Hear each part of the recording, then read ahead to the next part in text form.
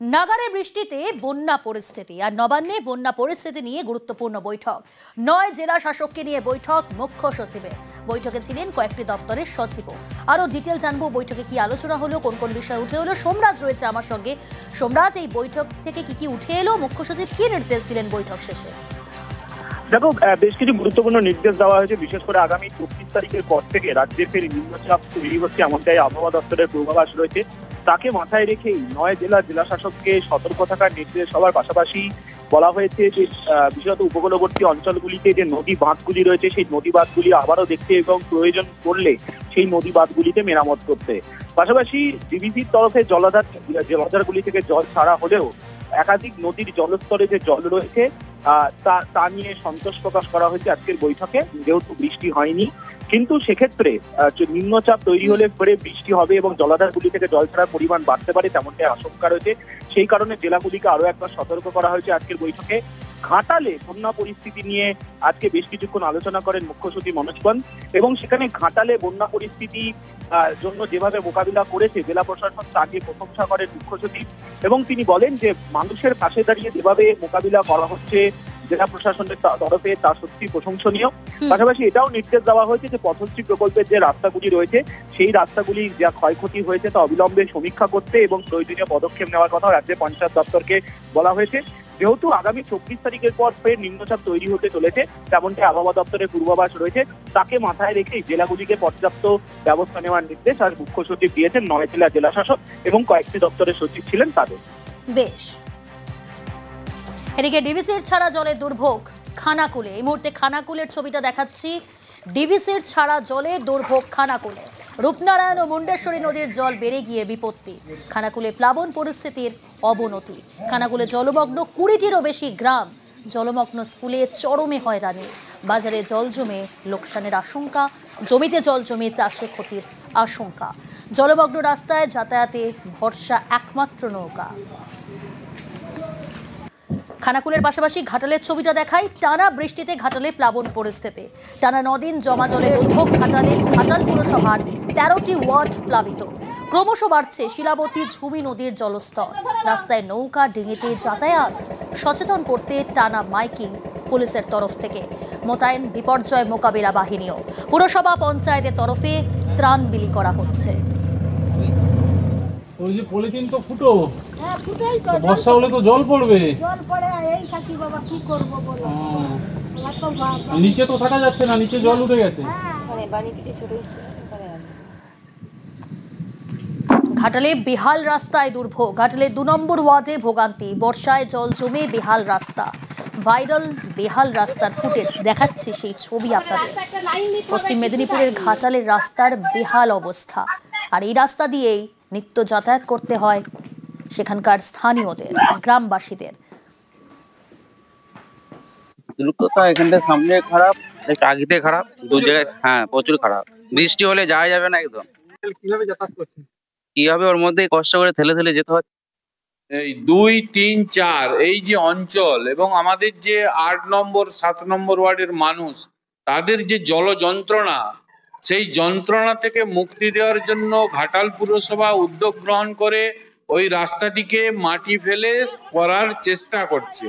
আজকে ওটাকে রাস্তা বললে হবে না, আজকে ওইটার খারাপ দশা বললে হবে না। সময় দিন, আস্তে আস্তে ঘাটাল পুরসভা ওই রাস্তাকে আর 5টা রাস্তার মতো উন্নীতকরণ করবে।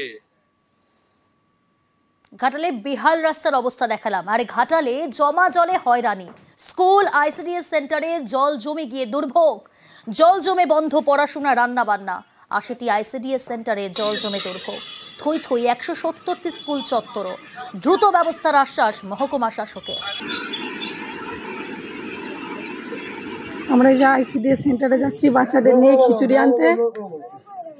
এরকম যে আমাদের 1 কোমরের বেশি জল।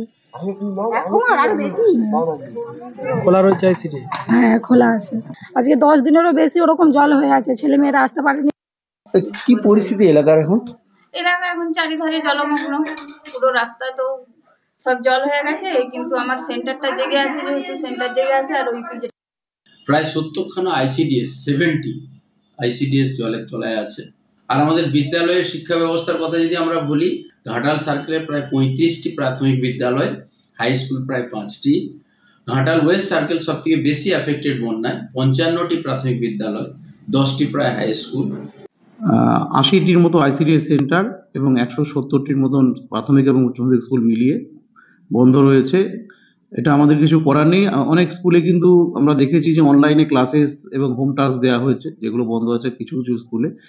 তবে সমস্ত স্কুলে সেটা করা সম্ভব নয়, প্রাথমিক স্কুলের ক্ষেত্রে করা সম্ভব হচ্ছে না। এটা তাদের ক্ষেত্রে একটু সমস্যাই হবে। জল নেমে গেলেই কিন্তু সেখানে ক্লাস শুরু হবে দ্রুত গতিতে। যদি কোনো ক্ষয়ক্ষতি হয় আমরা অ্যাসেসমেন্ট করতে বলি, প্রত্যেক বন্যাতেই বলি। সেই ক্ষয়ক্ষতির জন্য রিপেয়ারিং এর জন্য কিছু অর্থও দেওয়া হয়, পরিষ্কারের জন্য কিছু অর্থও দেওয়া হয়।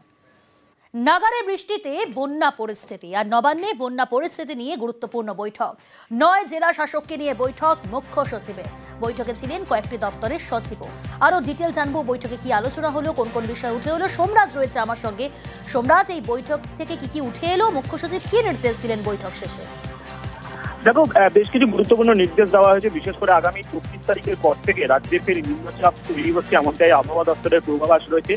তাকে মাথায় রেখেই 9 জেলা শাসককে সতর্ক থাকার নির্দেশ হওয়ার পাশাপাশি বলা হয়েছে যে বিশেষত উপকূলবর্তী অঞ্চলগুলিতে যে নদী বাঁধগুলি রয়েছে সেই নদী বাঁধগুলি আবারও দেখতে এবং প্রয়োজন পড়লে সেই নদী বাঁধগুলিতে মেরামত করতে। পাশাপাশি ডিভিসির তরফে জলাধারগুলি থেকে জল ছাড়া হলেও একাধিক নদীর জলস্তরে যে জল রয়েছে তা নিয়ে সন্তোষ প্রকাশ করা হয়েছে আজকের বৈঠকে। যেহেতু বৃষ্টি হয়নি, কিন্তু সেক্ষেত্রে নিম্নচাপ তৈরি হলে পরে বৃষ্টি হবে এবং জলাধারগুলি থেকে জল ছাড়ার পরিমাণ বাড়তে পারে তেমনটাই আশঙ্কা রয়েছে। সেই কারণে জেলাগুলিকে আরো একবার সতর্ক করা হয়েছে আজকের বৈঠকে। ঘাটালে বন্যা পরিস্থিতি নিয়ে আজকে বেশ কিছুক্ষণ আলোচনা করেন মুখ্য সচিব মনোজ পন্ত এবং সেখানে ঘাটালে বন্যা পরিস্থিতি জন্য যেভাবে মোকাবিলা করেছে জেলা প্রশাসন তাকে প্রশংসা করেন মুখ্য সচিব এবং তিনি বলেন যে মানুষের পাশে দাঁড়িয়ে যেভাবে মোকাবিলা করা হচ্ছে জেলা প্রশাসনের তরফে তা সত্যি প্রশংসনীয়। পাশাপাশি এটাও নির্দেশ দেওয়া হয়েছে যে পথশ্রী প্রকল্পের যে রাস্তাগুলি রয়েছে সেই রাস্তাগুলি যা ক্ষয়ক্ষতি হয়েছে তা অবিলম্বে সমীক্ষা করতে এবং প্রয়োজনীয় পদক্ষেপ নেওয়ার কথা রাজ্যের পঞ্চায়েত দপ্তরকে বলা হয়েছে। যেহেতু আগামী 24 তারিখের পর ফের নিম্নচাপ তৈরি হতে চলেছে তেমনটি আবহাওয়া দপ্তরের পূর্বাভাস রয়েছে, তাকে মাথায় রেখেই জেলাগুলিকে পর্যাপ্ত ব্যবস্থা নেওয়ার নির্দেশ আর মুখ্য সচিব দিয়েছেন 9 জেলা শাসক এবং কয়েকটি দপ্তরের সচিব ছিলেন তাদের। বেশ। এদিকে ডিভিসির ছাড়া জলে দুর্ভোগ খানাকুলে। এই মুহূর্তে খানাকুলের ছবিটা দেখাচ্ছি। ডিভিসির ছাড়া জলে দুর্ভোগ খানাকুলে। রূপনারায়ণ ও মুন্ডেশ্বরী নদীর জল বেড়ে গিয়ে বিপত্তি। খানাকুলে প্লাবন পরিস্থিতির অবনতি। খানাকুলে জলমগ্ন 20টিরও বেশি গ্রাম। জলমগ্ন স্কুলে চরমে হয়রানি। বাজারে জল জমে লোকসানের আশঙ্কা। জমিতে জল জমে চাষে ক্ষতির আশঙ্কা। জলমগ্ন রাস্তায় যাতায়াতে ভরসা একমাত্র নৌকা। খানাকুলের পাশাপাশি ঘাটালের ছবিটা দেখাই। টানা বৃষ্টিতে ঘাটালে প্লাবন পরিস্থিতি। টানা 9 দিন জমা জলে দুর্ভোগ ঘাটালে। ঘাটাল পুরসভার 13টি ওয়ার্ড প্লাবিত। ক্রমশ বাড়ছে শিলাবতী ঝুমি নদীর জলস্তর। রাস্তায় নৌকা ডিঙিতে যাতায়াত। সচেতন করতে টানা মাইকিং পুলিশের তরফ থেকে। মোতায়েন বিপর্যয় মোকাবিলা বাহিনীও। পুরসভা পঞ্চায়েতের তরফে ত্রাণ বিলি করা হচ্ছে।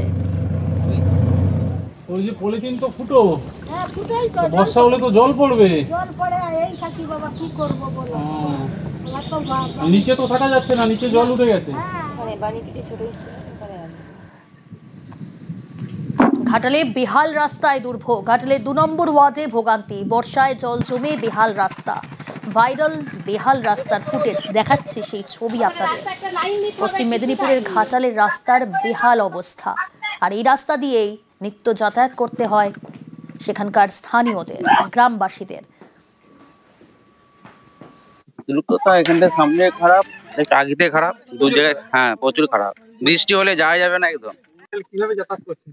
কিভাবে ওর মধ্যেই কষ্ট করে ঠেলে যেতে হচ্ছে। এই 2, 3, 4 এই যে অঞ্চল এবং আমাদের যে 8 নম্বর 7 নম্বর ওয়ার্ডের মানুষ তাদের যে জল যন্ত্রণা, সেই যন্ত্রণা থেকে মুক্তি দেওয়ার জন্য ঘাটাল পুরসভা উদ্যোগ গ্রহণ করে ওই রাস্তাটিকে মাটি ফেলে করার চেষ্টা করছে।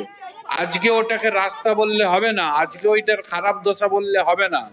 সময় দিন, আস্তে আস্তে ঘাটাল পুরসভা ওই রাস্তাকে আর 5টা রাস্তার মতো উন্নীতকরণ করবে। ঘাটালে বেহাল রাস্তার অবস্থা দেখালাম। আর ঘাটালে জমা জলে হয়রানি। স্কুল, আইসিডিএস সেন্টারে জল জমে গিয়ে দুর্ভোগ। জল জমে বন্ধ পড়াশোনা, রান্না বান্না। 80টি আইসিডিএস সেন্টারে জল জমে দুর্ভোগ, থই থই 170টি স্কুল চত্বর। দ্রুত ব্যবস্থার আশ্বাস মহকুমা শাসকের। আমরা এই যে আইসিডিএস সেন্টারে যাচ্ছি বাচ্চাদের নিয়ে খিচুড়ি আনতে, এরকম এই যে আমাদের 1 কোমরের বেশি জল।